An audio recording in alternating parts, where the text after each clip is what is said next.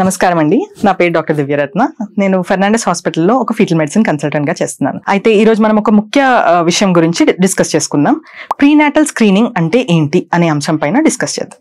Prenatal screening అంటే ఏంటంటే normal గా ప్రతి తల్లిదండ్రికి కూడా బిడ్డ ఆరోగ్యంగా పుట్టాలి, ఆనందంగా ఉండాలి అనేది ఉంటుంది. అయితే బిడ్డ గర్భంలో ఉండగా ఎలా ఎదుగుదల చెందుతుంది, ఏమన్నా అవయవ లోపాలు కానీ జెనెటిక్ పరంగా జన్యుపరమైన లోపాలు కానీ ఏమన్నా ఉన్నాయా అనే సందేహం అందరికీ ఉంటుంది. సో ఈ విషయాలు మనకి తెలుసుకోవడానికి సహాయపడే టెస్ట్ ని ప్రీనాటల్ స్క్రీనింగ్ టెస్ట్ అంటారు.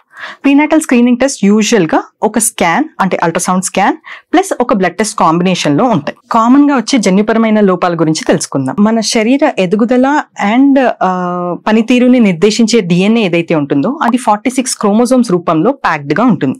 అంటే మనం చిన్న చిన్న పెన్ డ్రైవ్ లో ఇన్ఫర్మేషన్ స్టోర్ చేసుకున్నట్టుగా శరీరం పనితీరుకు కావాల్సిన ఇన్ఫర్మేషన్ అంతా 46 క్రోమోజోమ్స్ లో స్టోర్ చేసుకుంటుంది.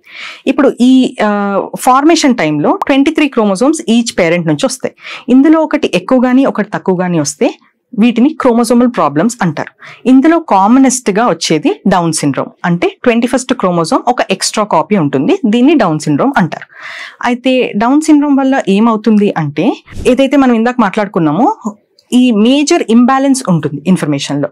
అంటే దీనివల్ల బిడ్డకి అవయవ లోపాలు, మేజర్ అవయవ లోపాలు అంటే గుండె జబ్బులు కానీ బ్రెయిన్ లో ఎదుగుదల లోపాలు కానీ లేకపోతే పేగుకు సంబంధించిన లోపాలు కానీ వచ్చే అవకాశం ఉంటుంది. అప్ టు 40% ఏమయ్యే అవకాశాలు ఉంటాయంటే స్కాన్ అంతట్లో నార్మల్ గా ఉన్నప్పటికీ కూడా బిడ్డ పుట్టిన తర్వాత మానసిక వికలాంగులుగా మందబుద్ధితో ఉండే అవకాశాలు ఉంటాయి. అందుకని డౌన్ సిండ్రోమ్ స్క్రీనింగ్ చేయించుకోవడం చాలా ఇంపార్టెంట్. ఇప్పుడు స్క్రీనింగ్ టెస్ట్లు ఎలా ఉంటాయి? స్క్రీనింగ్ టెస్ట్లు 2 విధాలుగా ఉంటాయి. ఒకటేమో మొదటి త్రైమాసికంలో చేసుకునే టెస్ట్, రెండో త్రైమాసికంలో చేసుకునే టెస్ట్. మొదటి త్రైమాసికం అంటే 11 నుంచి 14 వారాల మధ్యలో బిడ్డకు ఒక అల్ట్రాసౌండ్ స్కాన్ ప్లస్ తల్లికి ఒక బ్లడ్ టెస్ట్ రూపంలో ఉంటాయి.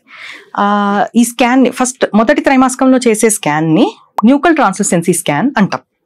న్యూకల్ ట్రాన్స్లూసెన్సీ స్కాన్ లో మొట్టమొదటిగా బిడ్డ అవయవ లోపాలు ఏమన్నా ఉన్నాయా అనేది గుర్తించడానికి ప్రయత్నిస్తాం. అలా లేని పక్షంలో నెక్స్ట్ మెడ వెనకాల ఫ్లూయిడ్ థిక్నెస్ ని మెజర్ చేస్తాం. దీన్ని న్యూకల్ ట్రాన్స్లూసెన్సీ అంటారు. అందుకే ఆ స్కాన్ కి ఆ పేరు వచ్చింది. So nuchal translucency, mother age and ఒక బ్లడ్ టెస్ట్ ఉంటుంది. ఈ బ్లడ్ టెస్ట్ పేరు ఎన్హాన్స్ ఫస్ట్ ట్రైమిస్టర్ స్క్రీనింగ్. ఇవి 3 కంబైన్ చేసినప్పుడు మనకి బిడ్డకి డౌన్ సిండ్రోమ్ రిస్క్ ఎంత ఉంది అనేది చెప్పడానికి వీలవుతుంది. ఎవరైతే మొదటి త్రైమాసిక పరీక్ష మిస్ అవుతారో అంటే ఫస్ట్ 3 నెలల్లో ఏం టెస్ట్ చేయించుకోరో వాళ్ళకి ఇంకొక ఆప్షన్ ఉంటుంది. దీన్ని రెండో త్రైమాసిక పరీక్ష అంటారు. అంటే 16 వారాల తర్వాత ఒక అల్ట్రాసౌండ్ స్కాన్ చేసి ఏమి అవయవ లోపాలు లేవు అని నిర్ధారించిన తర్వాత క్వాడ్రుపుల్ టెస్ట్ అనే బ్లడ్ టెస్ట్ ఆప్షన్ ఉంటుంది. వీటి ఆధారంగా డౌన్ సిండ్రోమ్ వచ్చే రిస్క్ ఎలా ఉంది అనేది తెలుసుకోవచ్చు. ఇప్పుడు స్క్రీనింగ్ ఫలితాలు ఎలా వస్తాయో మాట్లాడుకుందాం. స్క్రీనింగ్ ఫలితాలు లో రిస్క్ కానీ హై రిస్క్ కానీ వస్తాయి. లో రిస్క్ అంటే ఏంటంటే సగటు కన్నా మీ బిడ్డకి డౌన్ సిండ్రోమ్ వచ్చే రిస్క్ చాలా తక్కువ అనే భరోసా అన్నమాట. అది హై రిస్క్ అని వస్తే సగటు కన్నా డౌన్ సిండ్రోమ్ వచ్చే అవకాశం మీ బిడ్డకి ఎక్కువ ఉంది అని అర్థం. అంతేకాని డౌన్ సిండ్రోమ్ ఖచ్చితంగా ఉంది అని కాదు. సో హై రిస్క్ వచ్చినంత మాత్రాన కంగారు పడక్కర్లేదు. వీటికి నెక్స్ట్ స్టెప్ లో కన్ఫర్మేటరీ టెస్ట్ అని ఉంటాయి, అవి చేర్చుకోవాలి. ఇప్పుడు హై రిస్క్ అని వచ్చిన ఫలితాల్లో ఏం చేయాలి? వాటికి confirmatory test or invasive test అని ఉంటాయి. వీటిని chorionic villus sampling or amniocentesis అంటాం. అంటే మనం ఫస్ట్ ట్రైమిస్టర్ లో మొదటి త్రైమాసికంలో చేసినట్టయితే కొరియానిక్ విల్లస్ శాంప్లింగ్ అంటే ప్లాసెంటా ఆర్ మావి నుంచి ముక్క పరీక్ష చేసి నిర్ధారిస్తాం. అదే 16 వీక్స్ 16 వారాలు దాటిన తర్వాత చేస్తే దాన్ని ఆమ్నియోసెంటసిస్ అంటారు. అందులో ఉమ్మనీరు పరీక్ష చేస్తాం. సో వీటి ద్వారా ఖచ్చితంగా 100% బిడ్డకి డౌన్ సిండ్రోమ్ ఉందో లేదో తెలుసుకోవచ్చు.